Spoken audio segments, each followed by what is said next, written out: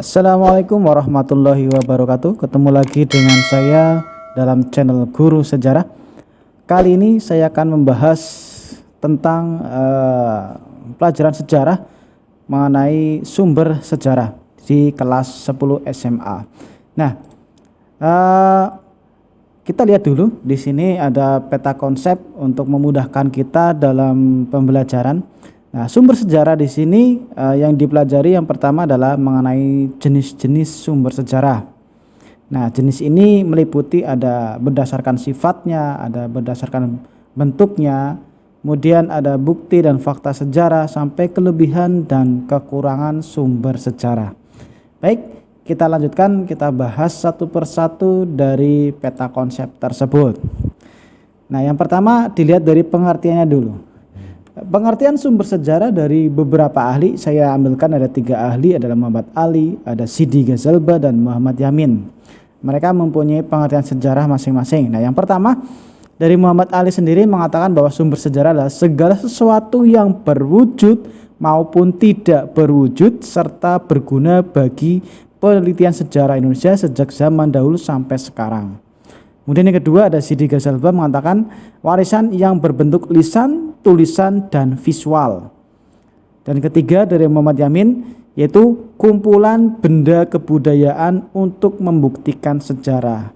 Nah, dari 3 tokoh tersebut dapat disimpulkan bahwa pengertian sumber sejarah adalah segala warisan yang berbentuk lisan, tulisan, visual yang dapat digunakan untuk membuktikan suatu peristiwa sejarah pada zaman dahulu. Nah, itu secara garis besarnya kesimpulan dari pengertian sumber sejarah seperti itu. Jadi semua peninggalan berbentuk lisan, tulisan, atau visual yang dapat membuktikan, dapat mendukung kebenaran dari suatu peristiwa sejarah. Itu tentang pengertian sejarah, sumber sejarah. Kemudian yang berikutnya kita bahas yaitu jenis-jenis sumber sejarah. Yang pertama jenis berdasarkan sifatnya. Nah, berdasarkan sifatnya ada 2. Yang pertama adalah sumber primer.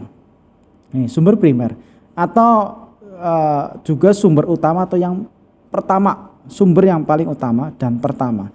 Di sini berarti sumber sejarah yang berkaitan langsung dengan peristiwa sejarahnya.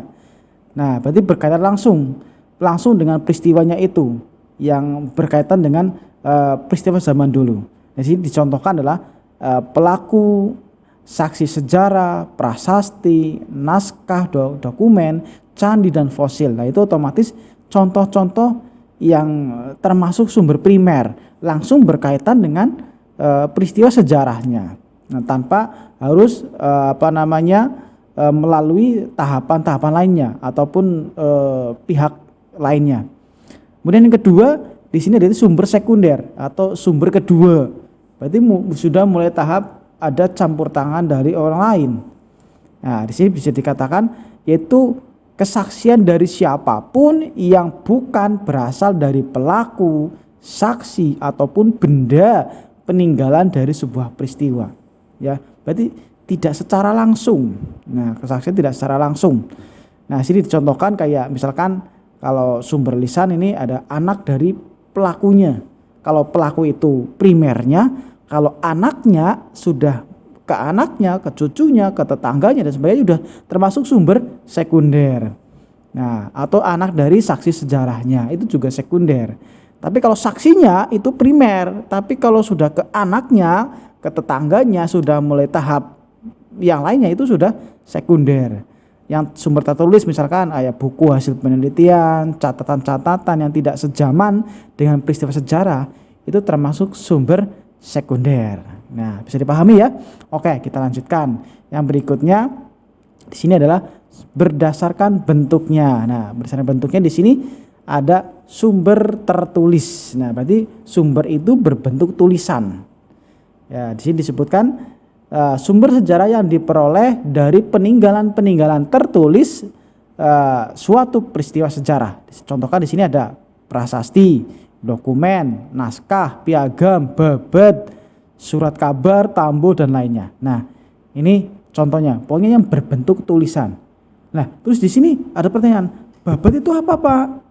Tambo itu apa Pak? Nah, kalau babat itu sebuah kitab yang berisi tentang sejarah Jawa kuno.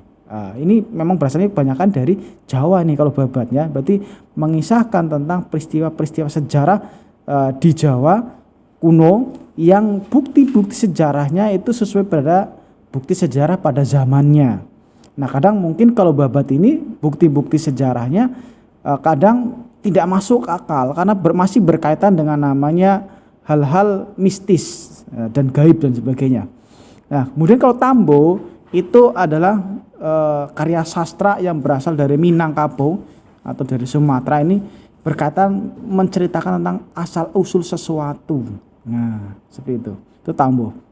Nah, kemudian penggolongan sumber tertulis terbagi menjadi 3. Yang pertama ada sumber tertulis sejaman dan setempat.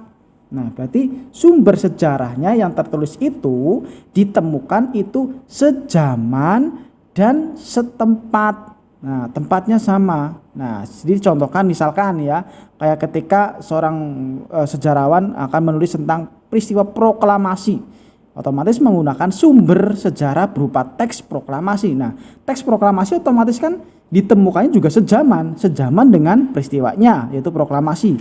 Tempatnya juga satu tempat, yaitu di Jakarta, ya, masih satu tempat. Nah, itu makanya sumber tertulis sejaman dan setempat.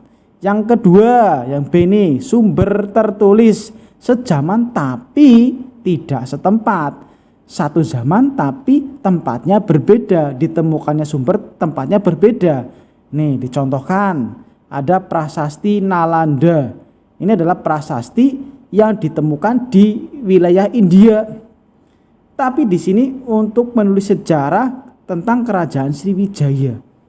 Nah, sejaman dengan kisahnya ataupun dengan sejarah kerajaan Sriwijaya itu satu zaman, cuma tempatnya berbeda. Kalau Sriwijaya itu kan di Sumatera, di Indonesia, sedangkan prasastinya itu ternyata ditemukan di India, berbeda tempat, tapi masih satu zaman. Nah, ada lagi contoh lain, ada prasasti Ligor. Ini juga milik dari Sriwijaya, tapi ditemukan di Thailand. Nah, ini sumber tertulis yang sejaman tapi tempatnya berbeda. Oke. Yang ketiga. Nah, yang C, sumber tertulis setempat tetapi tidak sejaman. Nah, ini dibalik tadi kan, tempatnya sama tapi zamannya udah berbeda. Nah, di sini dicontohkan di sini adalah Kitab Negara Kertagama. Nah, yang ditempat tempatnya sama, itu di Majapahit, cuma zamannya sudah berbeda. Zaman pemerintahnya sudah berbeda, seperti itu. Nah, ini tadi kaitannya dengan sumber tertulis ada 3 golongan. Ini sudah saya berikan gambarnya, ini teks proklamasi seperti ini prasasti Nalanda, ini Kitab Negara Kertagama seperti ini. Oke, paham ya? Kita lanjutkan. Berikutnya kita bahas tentang sumber lisan. Tadi sumber tertulis, sekarang sumber lisan. Nah, dari kata saya saja yaitu lisan. Lisan adalah kata-kata, ucapan. Nah, ucapan otomatis berasal dari pelaku sejarah, dari saksi sejarah secara langsung. Nah, itu. Nah, bisa digambar di sini ya. Nah, ini contoh cara memperoleh dengan sumber lisan seperti ini. Otomatis dengan wawancara langsung dengan pelaku sejarahnya atau dengan saksi sejarahnya. Ini contoh, mungkin ini adalah veteran, berarti dia seorang pelaku sejarah. Ini bisa diwawancarai, ini namanya menggunakan sumber lisan. Nah, paham? Berikutnya yaitu tentang sumber berupa benda. Nah, berarti kalau benda berarti ada bendanya. Nah, ada bendanya. Nah, berarti sumber yang berasal dari benda-benda peninggalan kebudayaan dari suatu peristiwa. Nah, di sini sumber benda juga sering disebut namanya istilahnya sumber korporal. Nah, ini korporal ya, atau sumber benda. Contohnya ada candi, arca, kapak, fosil, gerabah, kemudian perhiasan, menhir, dolmen dan sebagainya, banyak sekali. Saya contohkan di sini ada candi nih, Candi Borobudur. Ini ada fosil, fosil binatang purba misalkan. Yang ini ada dolmen, ini peninggalan praaksara ini ya, dolmen, tiang meja batu. Ini berupa benda. Ini bisa digunakan sebagai sumber sejarah berupa benda. Kita lanjutkan. Nah, kita bahas tadi udah sumber sejarahnya, kita bahas tentang bukti dan fakta sejarah. Karena ini yang mendukung dari sumber-sumber tadi. Ini dikatakan kalau bukti merupakan hal yang memperkuat dan mendukung bahwa peristiwa itu benar-benar terjadi. Ini bukti adalah pendukungnya bahwa peristiwa itu benar-benar terjadi. Sedangkan fakta itu sesuatu yang benar-benar terjadi. Berarti sudah terverifikasi, berarti sudah berubah jadi fakta. Nah, bisa disebutkan di sini adalah suatu bukti atau sumber sejarah dapat dikatakan sebagai fakta sejarah apabila sudah melalui tahap verifikasi sumber. Nah, verifikasi itu apa? Verifikasi itu artinya adalah mengkritik. Bisa itu kritik ekstern, kritik intern dari sumber sejarah tadi, dinilai lah ya, dinilai itu benar-benar sumber itu valid tidak. Nah, kalau sudah benar-benar valid berarti sudah berubah jadi namanya fakta sejarah. Nah, fakta di sini ada dua macam. Ada fakta mental dan fakta sosial. Kalau fakta mental berarti hasil pemikiran manusia pada zaman itu, pada peristiwa itu. Ya, hasil pemikirannya berarti berkaitan dengan pikiran, itu mental. Tapi kalau fakta sosial ini berkaitan dengan kondisi sosial yang berkembang pada suatu zaman. Nah, itu tentang bukti dan fakta sejarah. Nah, berikutnya kita bahas tentang kelebihan dan kekurangan sumber sejarah. Nah, kelebihan dan kekurangan. Ternyata sumber sejarah punya kelebihan juga punya kekurangan. Di sini saya lampirkan ada kelebihan dan kekurangan sumber benda. Bisa dibaca di sini ya. Kelebihannya saya bacakan satu, misalkan dapat berfungsi sebagai objek penelitian, sumber pengetahuan, dan sekaligus sebagai objek wisata. Ini terutama kayak candi-candi ini ya. Candi itu kan benda, bisa untuk penelitian, bisa untuk pengetahuan, bisa untuk objek wisata. Banyak sekali candi di Indonesia banyak kan digunakan untuk objek wisata. Nah, kekurangannya di sini ya, kekurangannya saya contohkan. Nah, bentuk fisik sumber benda itu mudah rusak. Nah, apalagi kalau benda-benda dari zaman praaksara itu mudah rusak karena itu berproses melalui berpuluh-puluh sampai ribuan tahun, otomatis itu gampang rusak. Nah, kekurangannya di situ. Maka perlu ada namanya pemugaran berupa benda-benda sejarah. Kemudian berikutnya adalah kelebihan kekurangan dari sumber tertulis. Nah, saya bacakan yang satu. Informasi atau data yang merupakan aspek-aspek yang akan diteliti lebih bersifat akurat dan lengkap karena berupa tulisan. Nah, berupa tulisan. Nah, lebih lengkap. Tapi di sini kekurangannya, saya contohkan satu, sumber tertulis tidak mampu merekam semua jejak sejarah. Berarti hanya seseorang yang menulis sejarah itu, menulis bukti itu yang bisa dijadikan sebagai sumber sejarah. Tapi kan orang pada saat itu tidak bisa menulis setiap saat tentang kejadian-kejadian tertentu. Nah, itu makanya keterbatasannya tidak bisa merekam semuanya.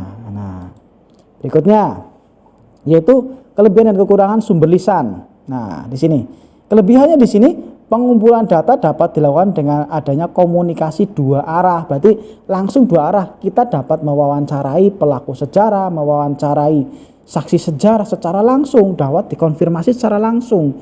Itu kelebihannya. Nah, di sini kan ada juga kekurangannya. Apabila misalkan, nah, saya bacakan yang kedua nih. Nah, memiliki subjektivitas yang tinggi karena sudut pandang yang berbeda dari masing-masing pelaku atau saksi sejarahnya. Kan otomatis setiap pelaku, setiap saksi sejarah pasti ketika menjelaskan sebuah peristiwa antara saksi satu dan saksi yang kedua pasti berbeda. Sudut pandangnya berbeda, itu namanya objektivitas. Nah, itu juga kita harus hati-hati, itu kekurangannya di situ. Apalagi kalau saksinya atau pelakunya sudah tua, umurnya sudah di atas 80, otomatis dari segi ingatan mereka juga berkurang. Nah, itu juga termasuk kekurangan. Kemudian kelebihan dan kekurangan dari sumber primer. Nah, sumber primer kan sumber yang utama tadi ya. Nah, di sini kelebihannya dari sini. Penggunaan sumber primer dapat menjelaskan tentang kebenaran sejarah dari sudut validitasnya, yaitu ketepatan fakta sejarah. Berarti lebih tepat, lebih valid. Ya, lebih valid. Nah, cuma kekurangannya di sini adalah bentuk fisik sumber primer itu biasanya mudah rusak. jika diakses, apalagi bentuk tulisan. Mungkin kertasnya itu karena sudah berumur ribuan tahun, bisa saja kertas itu rapuh, ya, bisa cepat rusak, itu bisa saja. Fosil dan sebagainya itu mudah rusak, ya, itu kekurangannya. Kemudian yang terakhir kita membahas tentang kelebihan kekurangan dari sumber sekunder. Nah, kalau kelebihannya di sini saya contohkan relatif mudah diakses sehingga lebih hemat waktu dan biaya. Karena apa? Sumber sekunder itu biasanya itu lebih banyak. Buku-buku sejarah yang kita pelajari di sekolah itu kan masuk sumber sekunder, itu banyak sekali yang mudah diakses. Akan tetapi ada kekurangannya. Nah, di sini sumber sekunder terkadang hanya merupakan karya yang mengemas ulang, kayak menulis ulang, menata ulang peristiwa sejarah, otomatis nilai subjektivitasnya itu tinggi. Tergantung siapa yang menulis peristiwa itu. Kalau yang menulis itu baik, mungkin ditulis dengan baik sesuai dengan fakta. Tapi kalau yang menulis sejarah itu ada kepentingan, ada maunya, mungkin bisa dilencengkan, mungkin bisa disimpangkan peristiwanya, itu bisa saja. Nah, namanya itu subjektivitas dari penulis sejarah. Oke, itu saja untuk pertemuan kali ini berkaitan dengan sumber sejarah. Terima kasih, tetap selalu semangat mempelajari sejarah. Terima kasih. Assalamualaikum warahmatullahi wabarakatuh.